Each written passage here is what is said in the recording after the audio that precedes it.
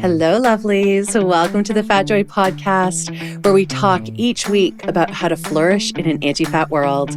I'm Sophia, a fat person and professional coach who loves talking to other fat people about what it's like to live within oppressive systems that marginalize our bodies, and how we still dare to have the audacity and courage to reach towards our collective liberation and embrace our joy. Please know this is an adult content podcast, so there will be swears, we will be talking about harms we've experienced, and we will be rebelling against diet culture, anti-fatness, ableism, racism, etc. If you'd like to support the Fat Joy podcast and get bonus content as a thank you, please check us out at patreon.com/fatjoy. I am so glad you're here with us. Enjoy. Hello, lovelies, and welcome back to the Fat Joy podcast. I am very excited to be joined by Ann McGladdery. I found out about Ann from an Instagram account. I think I ran across somehow, I don't even remember, maybe someone referred to it, about the work that Ann is doing as a medical student. Talk about getting to the root of anti-fat bias. Ann is making waves at the University of British Columbia, and I'm so excited to have Ann here to tell us all about it. Welcome, Ann. Thank you so much. I'm really happy to be here and excited about this podcast's very existence. So yeah, right? So great. Yes, needed. Well, very needed. Thank you. Yeah, I have on my, I'm always collecting like other fat people doing podcasts talking about fat stuff. And there really is, like, I have, I don't know, maybe 15 in my podcast list. And so need more. I'm excited to contribute to that, to the growth of that. So Ann, why don't you start by telling us a little bit about yourself? Yeah, so I am a fourth-year medical student in the Northern program, which is based out of Prince George at the University of British Columbia. I grew up in Prince George originally, and then I went to Victoria, and I did my undergrad in theater there, and then I did a master's in theater history, and then I didn't know what I wanted to do with my life, but all while I was doing grad school, I was actually working at a medical clinic doing what's called a medical office assistant position, and I just realized that I felt so helpful and useful just working at the front desk, and I started to wonder, like, what would it be like to be on the other side of the door? And is that something I could do? I'd been brought up in a very arts-centric home, and it was like, oh, you can't do science, don't even try, which was kind of nice in high school because I didn't particularly want to try. But then I was like, but I want to try now. And everyone in my family thought I was making a pretty interesting decision, to say the least. But I went back to school. I did my upgrading. It took me a couple of stabs at a couple of courses, but I got here eventually. And I got accepted to medical school in 2018, started in 2019, and here I am. Wow. Oh my gosh. We're going to dig into all of that even further. I have so many questions. I'm so curious about, oh my gosh, so many things. I'm not going to ask them all now. I'm going to ask instead, what's your relationship to the word fat? And then we're going to dive into all the other things. Yeah, so I identify as a fat person. I think it took me a while to arrive at the comfort with that. I owe a lot to some podcasts in my life. She's All Fat. And just coming to, Aubrey Gordon, obviously, legend. Who has agreed to be on this podcast, by the way? Oh my gosh, congratulations. Oh my gosh. I know. Amazing. Oh my gosh. Wow. So, yeah, that's, but I grew up, I think, not, fat was the dreaded word. That was the worst case scenario. That was a thing to be avoided at all costs. So, yeah. And were you fat when you were younger? No, I wasn't, but I believed I was. That's my story too. Yeah. Yeah. So it's kind of almost the same thing in some ways. Yeah, it's kind of self-fulfilling prophecy. But I was made to believe I or that if I wasn't fat, it was certainly coming, and I was responsible for not letting that happen, and I was a failure if I did let that happen. And classic, it's not that I blame my parents in particular. They were absolutely doing the best that they could with what they had, but what they had was 80s and 90s diet culture. And that's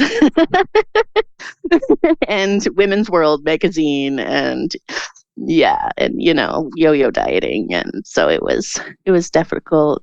But I'm comfortable with it now. It's really important to me, like, as an identifier. And it's something that I'm working at destigmatizing in my daily life, but is a real uphill battle in medical school, turns out. Yeah. And that's what I'm so excited to talk to you about, because as a fat person myself, as I have so many conversations with other fat people, being in medical settings is the worst. It's the worst. And as my body size changed up, down, sideways, all over the place, I just noticed the way I was treated shifted accordingly. And yeah, the space to be fat in a medical setting, whether it's a checkup with your family doctor or seeing a specialist or anything surgical or any kind of procedure, every aspect of it is tinged by anti-fat bias. And it feels very overt, even when sometimes it's unconscious with the people we're working with. So this is such a big one. So that's why I was so excited to talk to you. And I'll say, so I've got you kind of, I'm really grateful the way this worked out. I've got you kind of in a series of 3 podcasts back to back. The first series, I actually spoke with Reagan Chastain. I don't know if you're familiar with Reagan's work. I am. Yeah. So I did a 2-parter with Reagan where, we talked about like Weight Watchers and Noom and like weight loss companies. Then we also talked about, weight loss surgery. So those conversations happened. And then the episode right before your episode, is with a primary care physician, a family doctor in the US who has a fat positive, trans positive, queer positive medical practice that is outside of like the insurance run medical practices in the US. Wow. Yeah. So fascinating. And then now to get to talk to you again, this series just worked out beautifully, where we're actually going into the root of medical training with the work that you're doing. So I'm so grateful that you're doing this. And I would love for you to share, like, what is it? I keep talking about this thing that you're doing. So what are you doing, Anne? What are you trying to do? Everything I'm doing, I'm not doing alone. So I don't have one big project that I'm personally working on. It's been a series of like fighting back throughout all of medical school and calling out weight discrimination when I see it, and making a lot of complaints and going to talk to professors and being like, hey, that picture you showed was actually really crummy and I think you should take it down, and like just little things, and like trying to speak up for fat people in small groups with my peers. So it started out with things like that, and I did know throughout medical school that like I did want to take on a larger project fighting weight bias. So you knew going in, like you were like, all right, I'm a fat person, I'm applying to medical school. I know. Pits. Yeah. I don't think I realized how bad it would be. Yeah. Yeah. Like how bad was it? It's just every single lecture, it's pictures of fat people with like diabetes stamped over them. It's pictures of fat people with garbage coming out of their bodies. It's lecturers starting off a whole lecture series being like, obesity is now linked to 17 kinds of cancer. It's just the in-baked assumption that fatness is wrong and fatness is bad, and we are right to try to combat fatness. And wow, I didn't realize it was that blatant. Oh, yeah. And I didn't realize it would be either, to be honest. I came from before that, I'd been working in I'd been volunteering with the sexual assault center, and I'd been working in a women's shelter and worked for the crisis line. And so I'd been coming from a place that was like fairly trauma informed and kind of more left leaning and more about identity politics. And so it was a big shift for me. I felt like I was stepping back in time, to be honest. And I was like, oh, we're just saying that. Okay. Did you want to quit? I didn't want to quit, but I didn't want to be there either. So the nice thing was that UBC had options to do a lot of your lectures from home. So I definitely found, like, the first semester, I was like, my hair started falling out. I was so anxious. Like, I was like not going to school. But the first semester was in Vancouver. And then the second semester, thank goodness, I got to come to Prince George, and we have a much smaller cohort in Prince George. And I had made, by second semester, I'd made some really good friends. And one of them actually lived with a health at every size dietitian. So she was really informed. And I just having that one advocate, that one ally who I knew was always going to be speaking up for people who looked like me. And it just made all the world of difference. And so once I got to Prince George, things started to calm down, and I had my people. And like one of the people I'd met in my first semester in Vancouver also came to Prince George. She's actually the one who runs the Instagram account that you found. Her name is Allison Miller, and she really took up the cause. Like, she came from a completely opposite spectrum, and I'm just so thrilled that it means the most to me. She listened to me. She took what I was saying, like, truly, and like, she did the work. And I just am so grateful to have allies like her in my life. That's huge. You're right. Like, that one person, so that, because I often feel I'm just always the angry fat woman being like, hang on, but no, but that's wrong. And then it's like, and then it's funny, I talked with Reagan about this too. Like, then everyone just assumes, oh, well, isn't that just convenient? You're talking about because you're fat. And we need the non-fat people to be allies. Exactly. And so I'm so grateful to my peers in med school who kind of took up this cause and are using their privilege, their size privilege for good. Shout out. Yes. Shout out to Allison, Julia. Yeah. And so anyway, sorry, that was a lot of backstory. The project I'm working on now is we have a research block in fourth year where we can do any project. So finally I was like, okay, this is the time that I'm going to, finally do something other than just like kind of poke people and say, hey, you're doing a bad job. Oh my God. So I'm really, really grateful. There's a new doctor who just finished her residency named Dr. Katarina Wind. Based out of Vancouver, and she had a weight bias workshop and seminar that she was running, which is the first I'd seen anything to do with, and it was completely optional. And so I signed up for it. Well, yeah. So I come on, UBC Medical. Should be mandatory. She's not affiliated with, this workshop is not really affiliated with UBC, except for that it's a research project that students can sign up for. So is there anything in medical training around weight bias? There's one lecture in first year where they sort of mention that weight is multifactorial and that it's not all an individual's fault, and then they immediately talk about diabetes for an hour. Right, and have pictures of fat bodies with garbage coming out of them.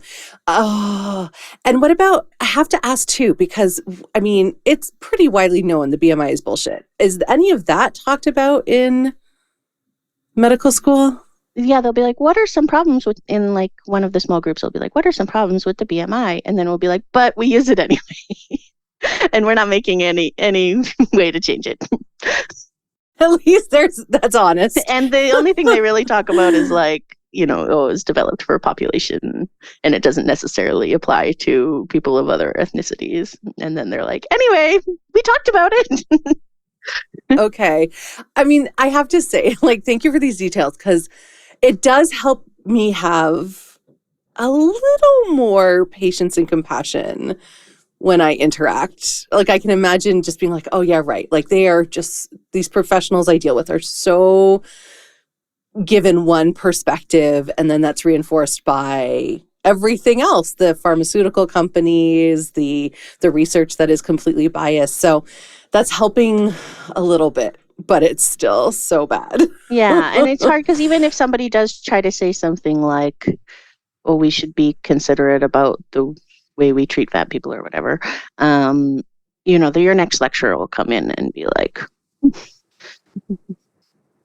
"Heart disease, heart disease, heart disease, obesity, obesity, obesity," and it's just it's and that is the nature of medical school, is we don't have consistent teachers, right? We have people who come in who are experts in their field, and so it's hard to police.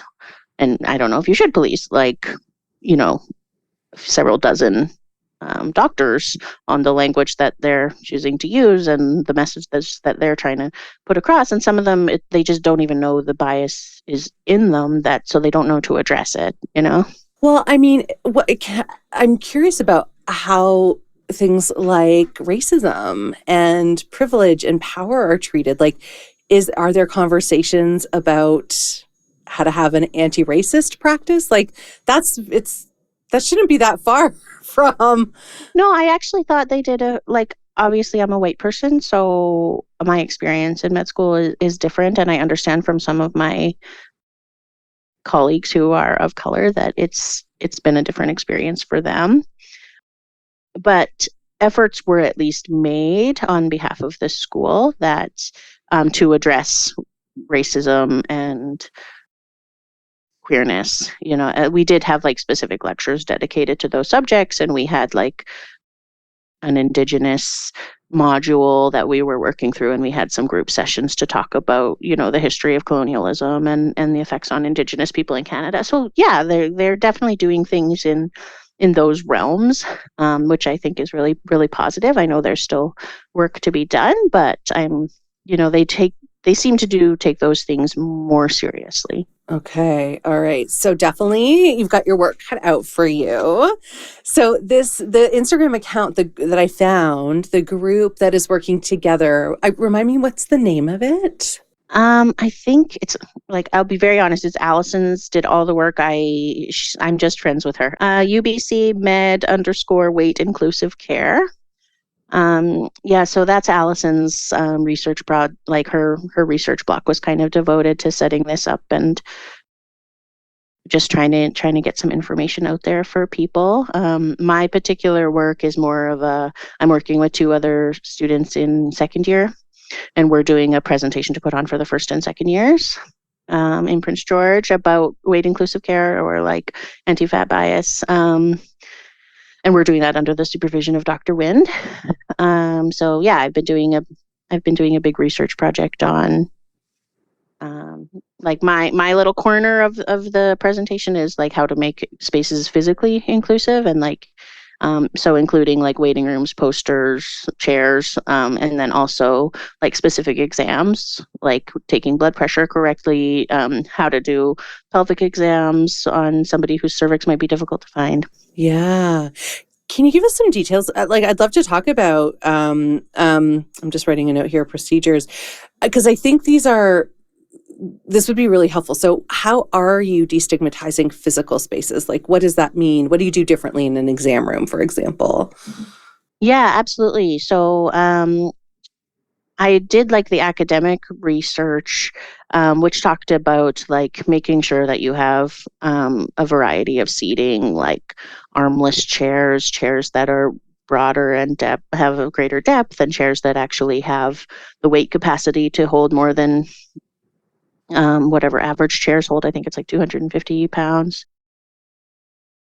I want to jump in and interrupt for 1 second, because I'm going to say you're doing this for medical office spaces. Anyone who's listening who runs any kind of restaurant, any kind of other physical space, a spa, retail places, please listen and follow what Anne is doing. Okay, continue, Anne. I just want to like advocate for all physical spaces to think about this. And yeah, and then being mindful of the spacing, like don't have aisles that people have to squish their way through, make sure that it's like open space. And obviously this is resource dependent, and I can't expect every office to be able to accommodate this, but just if people are setting up an office, something to keep in mind. And then when it comes to weighing and scales, like trauma-informed care around that, like asking consent and explaining why, if a weight is absolutely necessary and why it is necessary, and getting the patient's consent to weigh them, allow for blind weighing, make sure it's in a private space. Blind weighing means the person can turn away and not look? Or the number is facing only the practitioner and not the... And they don't say it. So you would basically not have to know. Okay. You don't make any comment on it. You just say, thank you, write it down, and move on to the next thing. And then making sure you have scales that can accommodate people with bigger bodies, because one of the papers I was reading was talking about how, before their practice had an appropriate scale, they would be taking people to the grocery store, to the zoo, to like... Pardon me? Yeah. Oh, Anne, I can't. That makes me, I literally could cry. I know. And the article I was reading was specific to people who are, who use wheelchairs. And so you have, they're like, well, we don't have a scale that can accommodate a wheelchair and we need to know your weight. So we have to take you to the grocery store where they have a produce. The fucking zoo? Yeah. Honestly, I've never heard that before, and I'm really deeply horrified in this moment. It was not good. Yeah, that article is definitely eye-opening. And then other things we were talking about that I came across was like signage. Like, are the signage in your office openly promoting weight loss? And at this point, I should actually shout out my friend Alexandra Schuin. She runs she's a weight inclusive fat activist counselor who runs Selkie counseling, and she put a call out for me to people because I wanted to not just hear from the academic side but also to hear from fat people themselves, and she was kind enough to put a call out to her followers for me.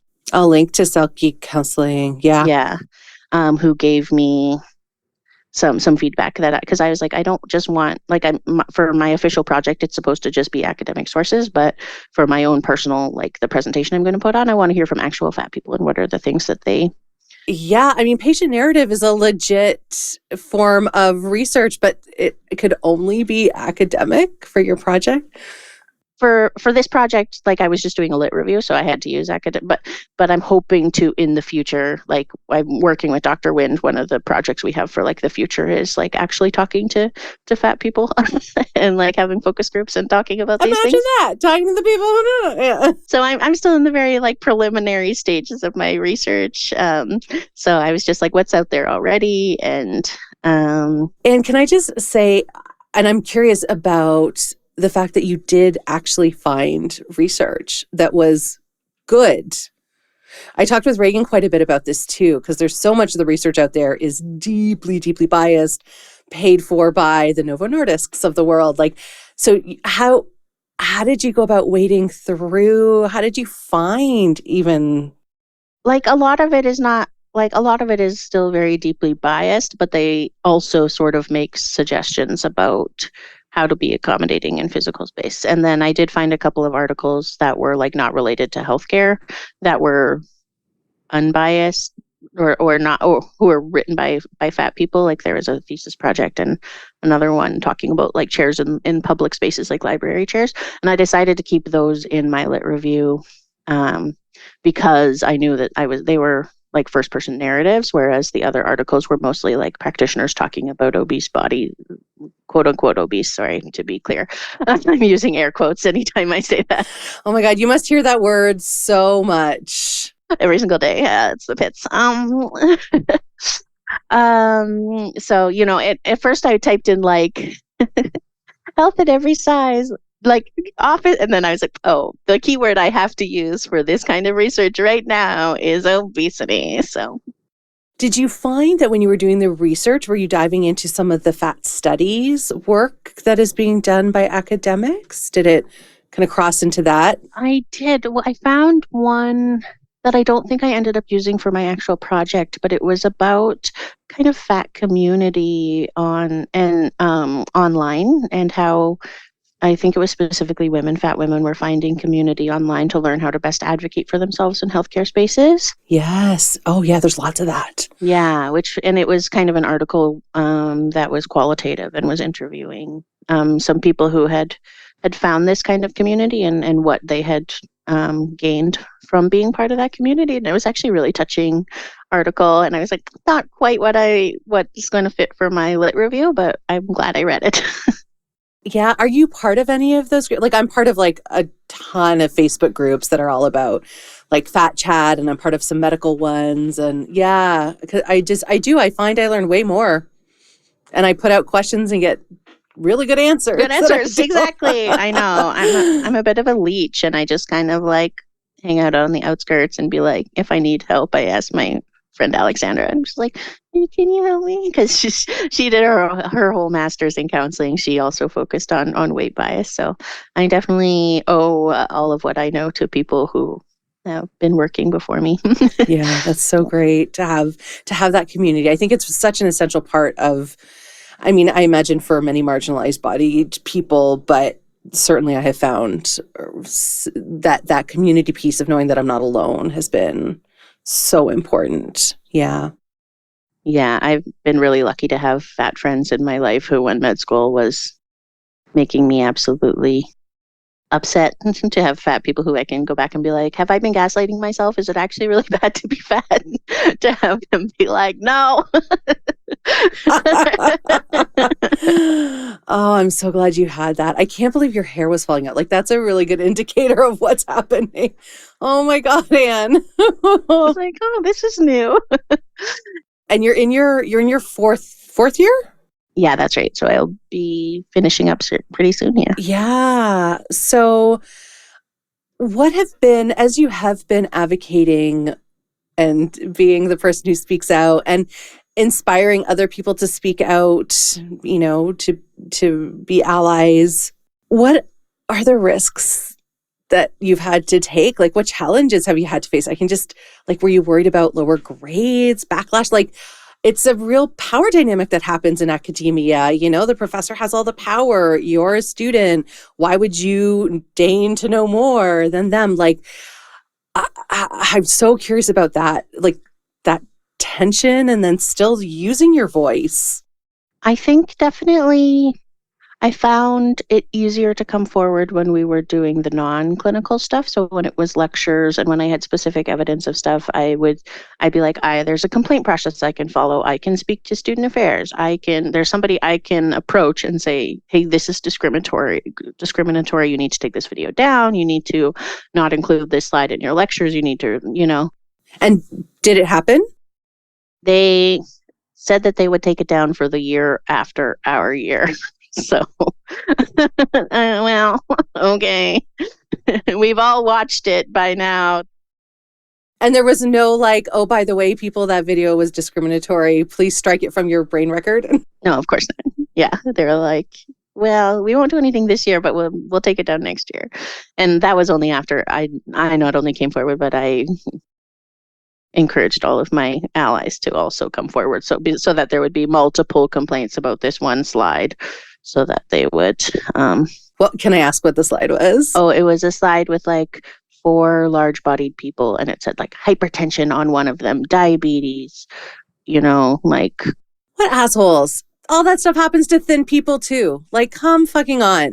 I know, and it was hard because at first when I was like upset, but like a body size is not specifically mentioned as discrimination in our like thing, but I talked to student affairs and they're like, oh no, that definitely counts. So you definitely can speak up. And so maybe they'll change their like the wording into, oh my God, there's so many things. It's hard. And so yeah, like I think I had those little victories along the way, but I think as like my first and second year progressed, which is mostly non-clinical and like small groups, and I just found that I was advocating so much that I started to like get pretty triggered.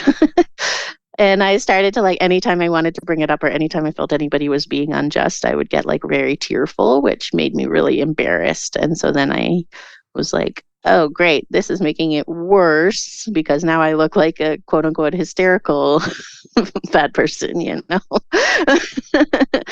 Yeah, exactly. So that's fun. So that was difficult, and then when I moved into clinical, And clinical means you're working in the hospital or in the clinic, like you're actually treating patients, I found it a lot harder to come forward about, because you are getting feedback from these people. You have to work with them again. There's such a... Oh, your supervisors, you mean? Like people who are... Yes, we call them preceptors. They're like a doctor who is your teacher, who's like your clinical teacher. They have a lot of power over... They have a lot of power. Yeah, and just your day-to-day. And like hospitals are such hierarchical places, and I definitely found it harder to advocate on behalf of patients. If I'm one-on-one with a patient, I can say what I want. But if my preceptor is saying things that I don't necessarily agree with, I personally have a harder time speaking up, which is definitely something I need to work on. But yeah, well, that's so hard though. Again, you're talking about power dynamic and privilege, and do you get... I'm just imagining a scenario where it would be expected that you would talk to the patient about weight loss, and I imagine that might be a conflict. Like, do you get, I don't know, points docked, or I don't know how the supervision works, but like, if you don't say, like, do you find you have to say it? You kind of have to go along with the company line? I'm sure other students have found themselves in that situation. I thankfully, if I have been told to go have those conversations, I've done it one-on-one. And so I've got to put my own spin on it. Or else, I remember one time a pediatrician I was working with, the mom was concerned about her daughter's weight, and he asked me to field the question. And luckily I was able to say, oh, the pediatrics recommend that you don't actually speak to your children about weight, and you just, and like he didn't have a problem with that at all. So that was a big relief that I was able to not like have to be like, yeah, your kid is too fat and needs to lose weight, because that's not what I wanted to say. At 5 years old, or whatever. Ridiculous. Yeah. So yeah, I actually found that was more of an issue in my non-clinical. Like there were definitely clinical experiences that were really yikes, but overall it just didn't come up as much as when you're in lectures and it's just being like beaten into you every single day, like fat is bad, fat is bad, fat is bad, fat is bad. Mm-hmm. I had no idea it was so pervasive. Yeah, or maybe that's all I remember. So maybe it's like more intense for me, but it was a couple years ago now. Yeah, but I mean, that's where, again, like I'm so surprised. Like, why do medical schools not have a trauma-informed approach? Like, to me, it just makes so much sense that should be part of the curriculum. There should be deep anti-oppression work being done by all the faculty. I mean, it's how we treat people. It's how we question our own power and authority. Like, yeah, And I think things are changing. I have a friend who's in first year at Western University right now, and she said they actually did have a lecture about weight bias. So, I think things are changing, but I just didn't see them really changing when I was in first and second year. Right. Yeah. Yeah. And I can't speak for the curriculum now because I don't know what's in first and second year currently. Well, I'm hoping the rebelliousness and the complaints that you lodged, and I hope that's having a ripple effect into that curriculum. Are you really proud of yourself for doing it? I'm tired. And I feel like I'm so exhausted and I did so little. And but I'm feeling more resilient now after a couple of years of clinical practice and having my supervisor, Dr. Wind, who actually cares about this work. She's the first doctor I've run into who knows anything about health at every size. And she said she hasn't met another doctor in Canada. She has to rely on her colleagues from the States. Yeah, we're really far behind on that. Yeah, at least in the US, there are directories that you can go to find health at every size informed doctors. And I've combed them looking for people in Canada. And I found nutritionists and I found trainers, but no doctors. Mm-hmm, mm-hmm. So any Canadian doctors out there who are listening, this would get you so many clients. I know. Oh my gosh. So that's my dream, is to one day just have a happy fat clinic. Oh my gosh. Could you please? I was going to ask, so what happens now? Do you have to, what happens now when you graduate? Are you Dr. McGladdery? I'm technically Dr. McGladdery, but I'm still a resident doctor. So when I'm applying for residencies right now, so I don't know where I'll be next year. So I'm applying across the country. Amazing. And I'll see, well, a few different sites, and see where I get interviews, and then we'll kind of look at the options and who's given me an interview and where we think would be the best fit for us. Amazing. Do you know, are you going to specialize, or are you going to be a GP? Like, what's your goal? Do you know? Yeah, I want to be a family doctor. Yeah. I really enjoy emergency medicine as well. And I would like to do more palliative care. I haven't done a lot of palliative care yet, but I used to volunteer for hospice, and I'm definitely interested in it. So I'm still pretty open. I'm like trying to write my letters, and I'm like, oh, do I want to do rural? Do I want to do urban? So I'm thinking kind of semi-rural is where I'd be happiest, where I have some resources, but I still have a fairly broad scope of practice. Yeah. Wow, that's so exciting.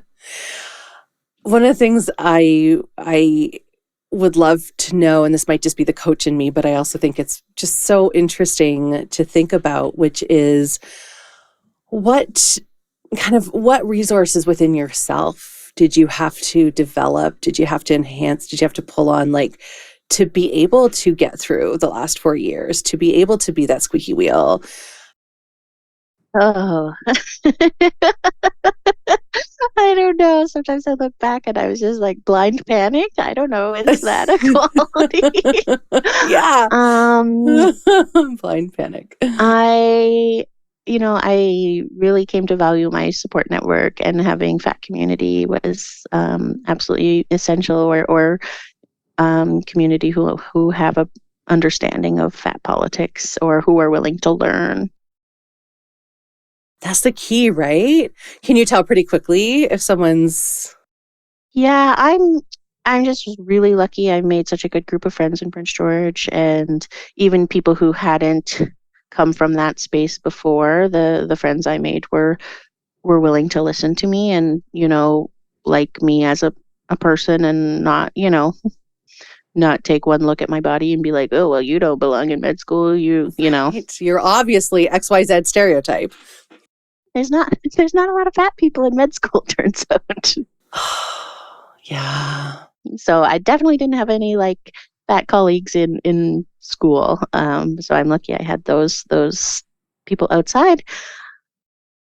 And I guess I just, if it's important to me, I'm going to keep squeaking, keep being that squeaky wheel, and even if it's in like small doses, when I can tolerate it. And yeah, I think one of the hardest things is that the labor does fall often on the shoulders of the people who are marginalized, and that's where the ally piece is so important. So I'm so glad you had that. And oh my gosh. Mm-hmm. I mean, I can honestly, I come from a medical family, so I have a little bit, and I've actually worked in medical clinics as well. And I can just imagine the tenacity, the stubbornness, the courage, the resilience that you must have had to draw on to show up each day and to speak out, and also the extra added work of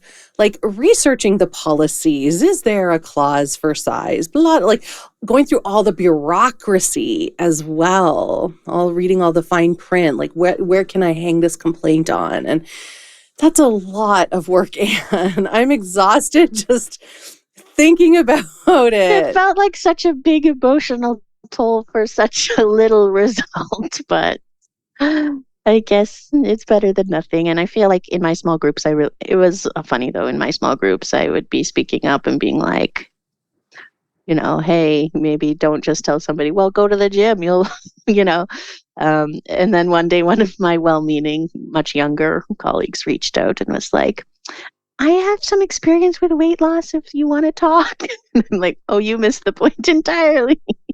Oh my God. No.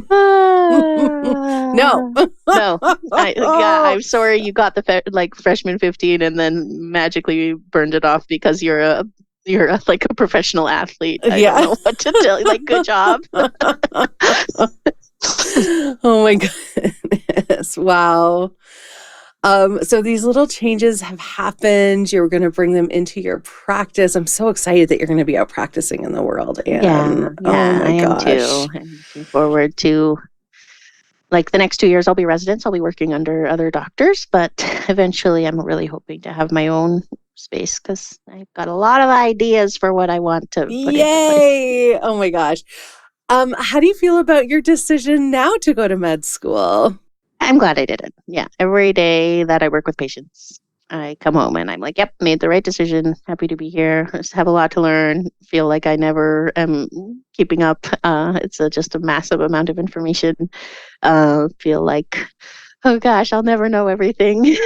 But happy to be doing the work I'm doing. I don't regret it at all. I think healthcare is really important, and I'm glad to be able to provide the type of healthcare I want to be providing as best I can. Yeah. And your family, who was very shocked at your decision, how are they now? Oh, well, as soon as I got into med school, it was like they'd never questioned my decision at all. So, yeah, they're very proud of me. So yeah, grateful to have their support. Another thing I'm really curious about is the influence of pharmaceutical companies at the med school level. Like, are things sponsored? Like, do they start to show up in that space? No, actually, I found that UBC has been really good about, we only use generic names for drugs. We haven't had any I haven't noticed any like branded material from pharmaceutical industries. Very occasionally we'll have a lecturer who uses like the brand name for a drug, but it's the anomaly, not the rule for sure. And yeah, I found it, on the one hand, it's kind of like then I get into clinical practice and or like clinical clerkship, and I'm like, oh, I don't know what any of these drugs are because I learned them by completely different names. But now I just have to learn them all twice.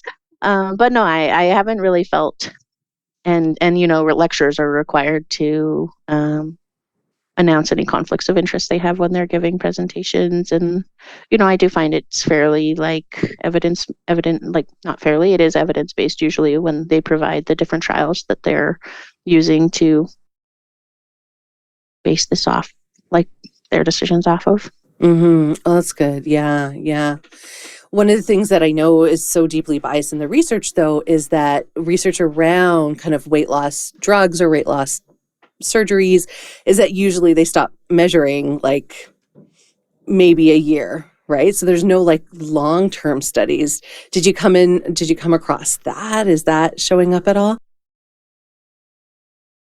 It's interesting. We talked a lot about, the quote unquote like harms of obesity, and that the general recommendation was to lose weight, but we didn't really get into how best to lose weight. That's possible for people. Yeah. But people weren't usually like, you're, usually they're just like, anyway, recommend the Mediterranean diet and let's move on, you know? So it's just basically it's just such a given. Like it's such a deeply entrenched bias that no one even questions. It's like, yep, we should breathe air in order to survive. Yep, we should lose weight in order to, yeah, okay. So it's just so baked in there. There's no questioning. And I don't specifically remember any lectures about bariatric surgery or really touching on bariatric surgery, which, so I just don't have much to say about that because we didn't really, there's so much in medicine, you can't have a lecture on every single thing. Yeah, yeah, yeah. Oh, so interesting. So yeah, like, can I ask, what do you dream of doing differently when you have your own practice? I just want to I want to have an inclusive space, which is what I've been reading about. Making sure everybody feels welcome and comfortable, and not recommending weight loss because I don't think it's a worthwhile recommendation, and meeting people where they are at and just trying to provide kind and knowledgeable and respectful healthcare. Yes, please, Anne. Please do that. Please start your own medical school that trains others. It would be so profound to have a shift in medical settings. Yeah. And, I think it's coming. Dr. Wind has set up a workshop series, a 3-part workshop series that she's running for, again, right now it's voluntary for students who are interested. They can sign up for that. But I think she's hoping to expand it to make it like Canadian medical education course so that physicians can also take it. So like she's doing amazing work. Yeah. I'll see if Dr. Wind has a website or anything like that. I'd love to include it. Yeah, I'll send you. Okay. I don't know what she has, but I'll find it and send it to you. I just think that's fascinating. I have a few, like friends, people I know who are physicians, and we've talked about this. And I remember there's one article someone sent me that was about weight stigma in medical settings. But the problem was, and I wrote back to them and I said, here's the problem though. This is great that they're talking about weight stigma, but the underlying assumption is still that fatness is badness, that if you're fat, you're unhealthy. Like that is weight stigma. Yeah. It's like it didn't get to the core of what the problem is. Yeah. So we still have a long ways to go for sure. It definitely just is the assumption that everybody knows it's bad to be fat. Yeah, everybody knows. And then they go on and on about, it's bad to be fat, it's bad to be sedentary, and then we sit in chairs watching lectures for 8 hours a day, and you're like, oh yeah. And then they lecture you on how important it is to take care of your physical health and don't give you not a lot of time to do it. So yeah, my conversation with Reagan, we talked a lot about like, why does just everybody know? And so I'm very excited for people to hear that episode. And cause it's really clear how that belief has happened. It's very much a maintenance phase conversation where we like dive into, and then this insurance company did this thing and this person lobbied this. And it's so clear. And we were joking about it's kind of tinfoil hat because it's true. These things happen. It's kind of like, the lobbying of the pharmaceutical companies to shift the BMI down so that suddenly overnight 20 million more people were declared obese and now they could sell more of their drug. I mean, and then doctors do that. They think it's based on science. It's not. It's based on money. And then it just perpetuates and perpetuates. It's this wheel that does not stop turning. Yeah. So it's very frustrating. So, Anne, I want to know, how did you take care of yourself throughout this whole experience? Like, I can just imagine so much gentleness and self-care was needed within the rigor of a program too, because it's also a very rigorous program, and your residents, like, I don't think you're going to sleep for the next 2 years, I've heard. So, like, how do you take care of yourself through all of this too? Yeah. So, it's my community. Oh, like I have feelings. I'm going to talk about them. Yeah.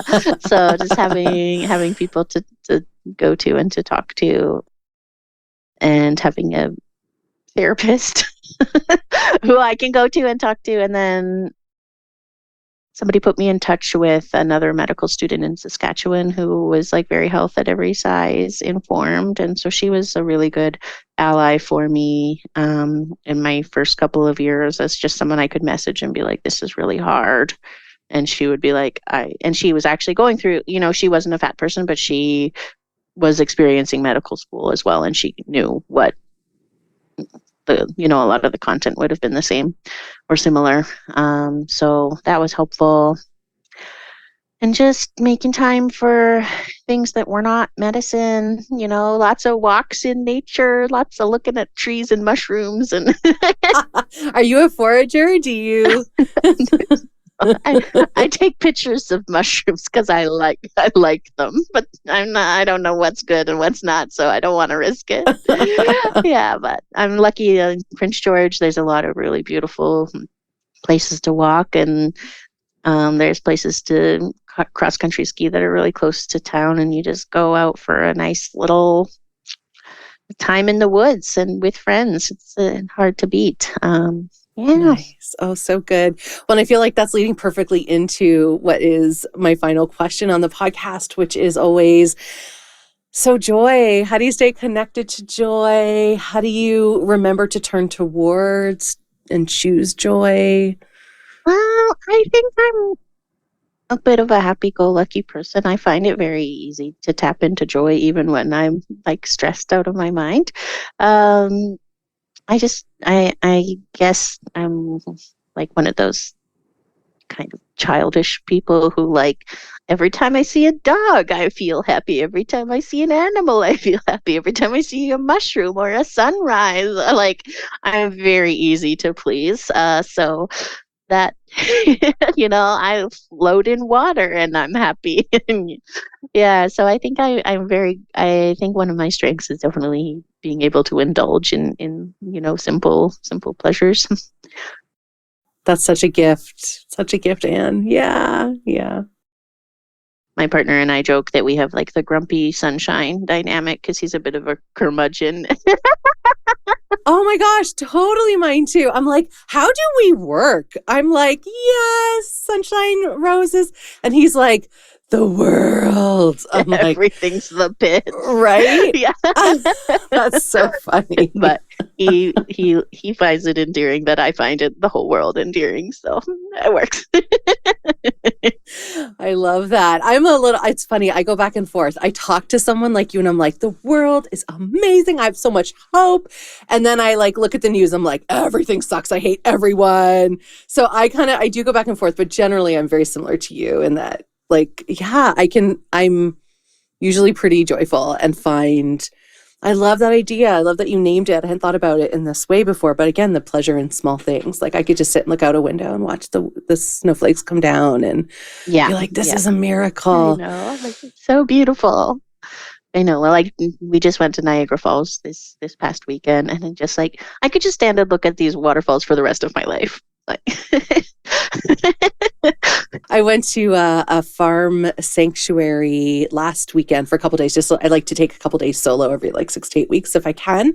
And I could just watch pigs eat pumpkins forever.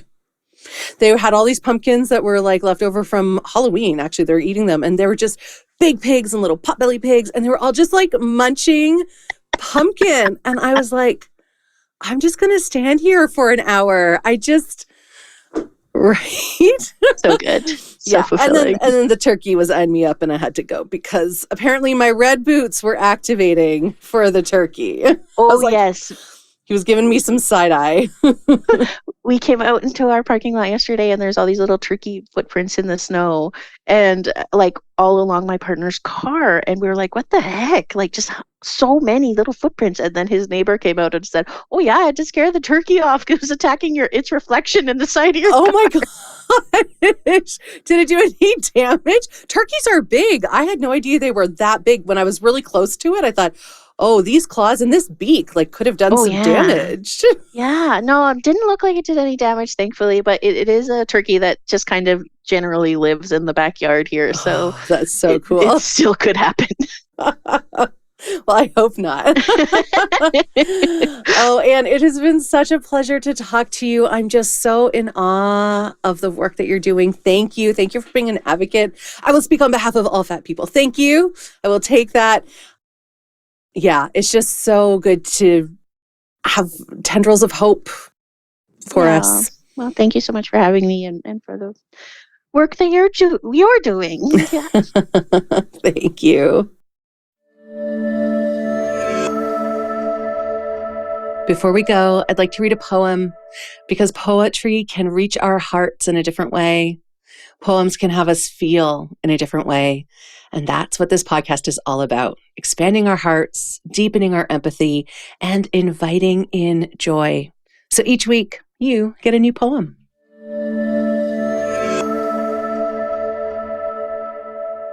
In my conversation with Anne McGladdery, they spoke about how finding pleasure in the small things is one of the ways they connect to joy. And so that had me wanting to share this poem by Elizabeth Paulette Coughlin called Bless Small Things. Crickets and stones you can hold in your hand, coins from foreign countries, amber to rub when you're afraid.